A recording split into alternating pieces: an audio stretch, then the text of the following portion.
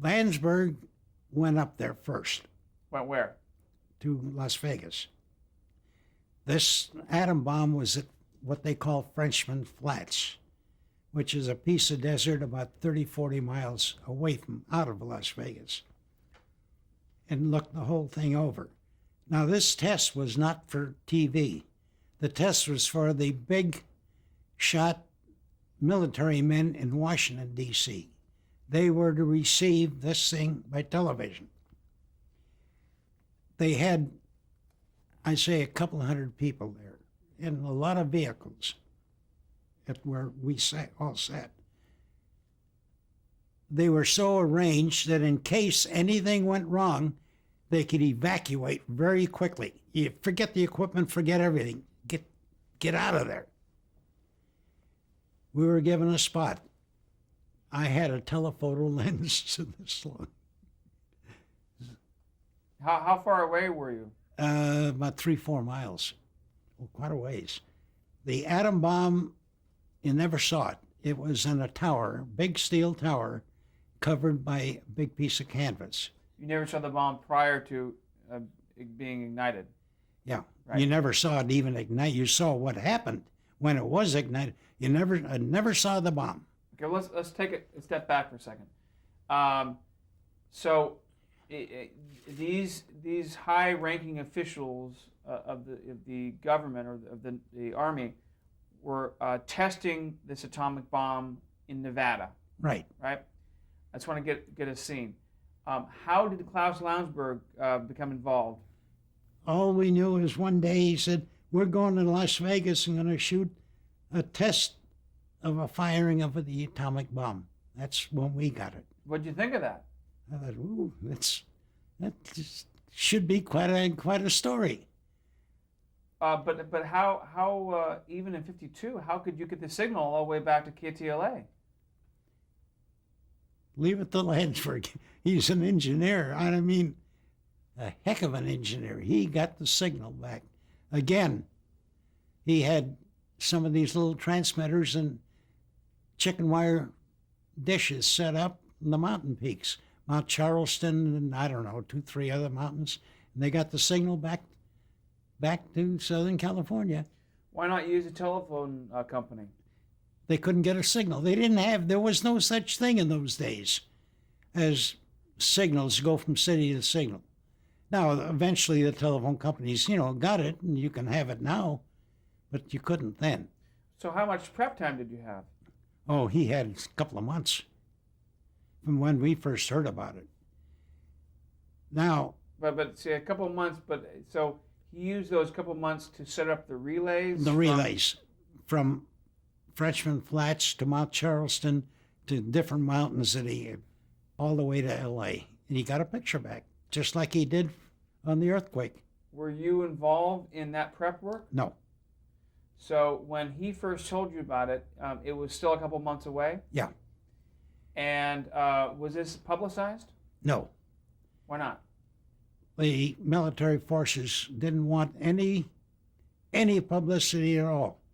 The station couldn't even say the day that it was going to be fired, that it would be fired, and we would show it.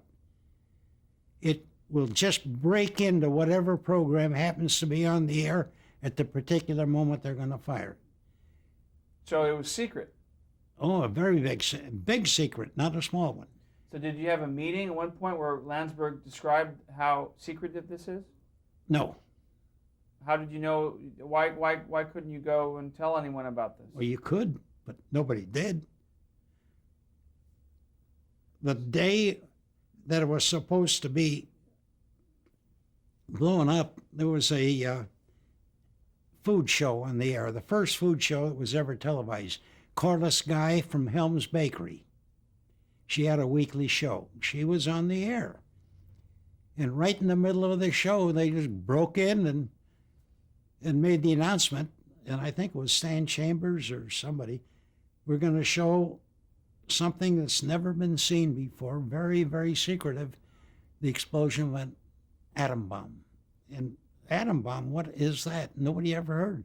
Nobody knew anything that the United States was even building or thinking about building such a thing as an atom bomb. Well, so if you didn't know about it, how was it explained to you?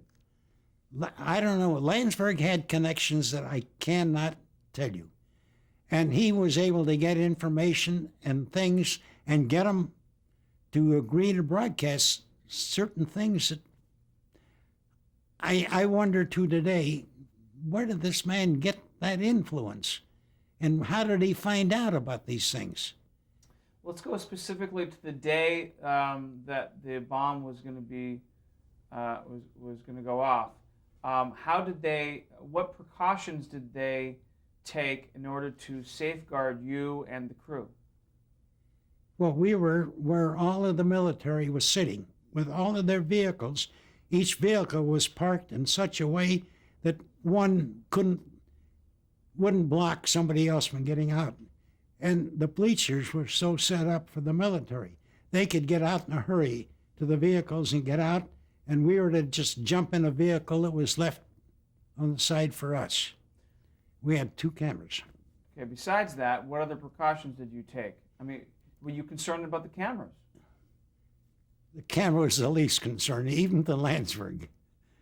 The concern was to the people. Now, we had to wear goggles so black, if you looked at the sun, you couldn't see it. Just jet black. But it would show through the bombing. The front of the lens, you'd blow the camera apart. We had 6, 7, or 8 black filters in front of the lens. God, must have been a quarter, an eighth of an inch thick with black filters, so it wouldn't blow the picture tube out in the camera. And we just sat and waited. Now, it did go off. And when it did, now I'm wearing the dark glasses, the camera's tied down. It's locked on this tower. So, there's no panning or anything. So I'm not looking at the viewfinder because the camera is locked off on the viewfinder. I'm looking at the bomb, or where the bomb will be. The most beautiful sight I have ever to this day seen in my life. There isn't a piece of fireworks they even come close to what the streaks of fire, hundreds of streaks of fire of every color of the rainbow, from wherever the bomb was down to the ground. And it was just ungodly beautiful. Take us to those last 2 minutes before it went off. What was the feeling like? What was the anticipation? We weren't given 2 minutes. Landsberg was. The cameras were ready to go. They were already sending a signal. And they told Landsberg, evidently, 2 minutes, 1 minute, and then the countdown. And we were just sitting there like dummies pointed at this big tower. So you didn't hear a countdown? No. Never heard 10, 9, 8, something like that? Never heard a word. And then when this thing went off, and I wasn't even looking at the viewfinder because I'm locked off, and I see this beautiful sight, and then I see the mushroom cloud. It is, I'll tell you, the most gorgeous piece of equipment that man has ever built. But destructive as heck. Very destructive. Now, since then, he could only get permission for that one firing. We shot 2 more after that. One from Mount Charleston, which is about 25 miles, where they set off another one, months later. And then another one from some other ungodly place to the same spot.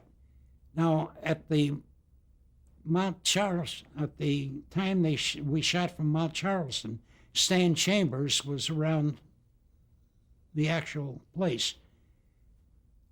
And he went and all garbed up in the white suit and everything tied down, no exposure, the body, and went to look at, and talking to Stan Chambers, they had a whole city built up within a half-mile radius of this bomb tower.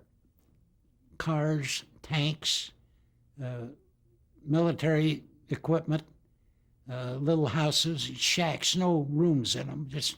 I'm sorry. You were how far away from it? Oh, we were about 25 miles away from it. Stan Chambers was there, This was the second or third? second one. The second one. Now, Stan had explained to us personally, not on a show or anything. He went down and they allowed him to visit different projects they had set around this bomb to see what the destruction would be like. And he says one house would be sitting here right next to it, and there's nothing left of it. It's unbelievable how the thing exploded, and 10 feet away, everything is fine, and 10 feet beyond that, there's nothing left. It's just dissolved. It's very, very strange. I want to go back to your experience, though, and the first explosion. After it went off, you described the visual imagery of that.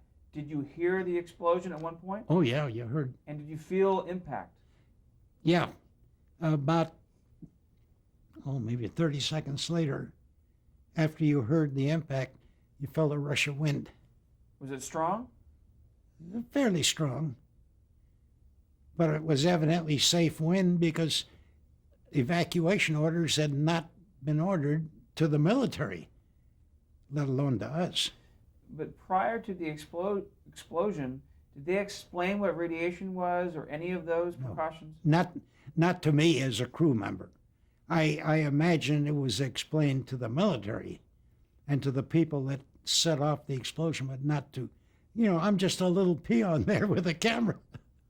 After the explosion was successful, what kind of, how did people react?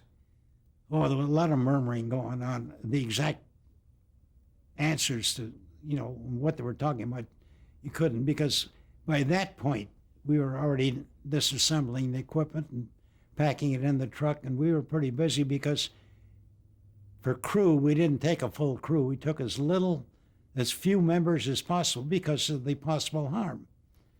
Now, most of the crew to set up the thing went a day ahead of us to set everything up, make sure it worked, and all the transmitters worked. The day that it was to be fired, there's a parade in Las Vegas, some Las Vegas civic thing. And Jimmy Casson, myself, and another crew were to take the truck and come up there for the parade, and then we'll go to the bomb site after the parade. Well, the truck's a good-sized truck, has a spare tire on the roof, and on top of that, there must have been 10 tons of cable. Tires underneath it. Now we get a flat tire, and we're way out in the sticks, miles and miles from any place. Three of us get on the roof, we unload all of this stuff to the ground to get to the spare tire, and it's no air in it. So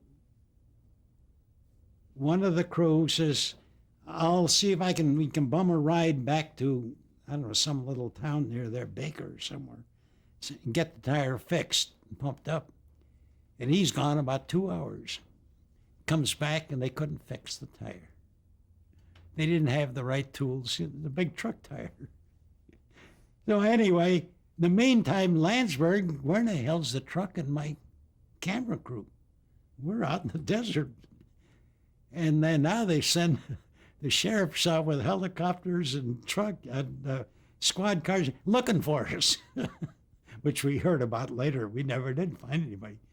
But we went, the guy that couldn't get the tire fixed went in the other direction. And he found some place. They fixed the tire good enough to get into Las Vegas. We stuck it on the truck between the three of us. We finally jacked it up. Now we had to get all this cable back in the truck, which took us another hour and a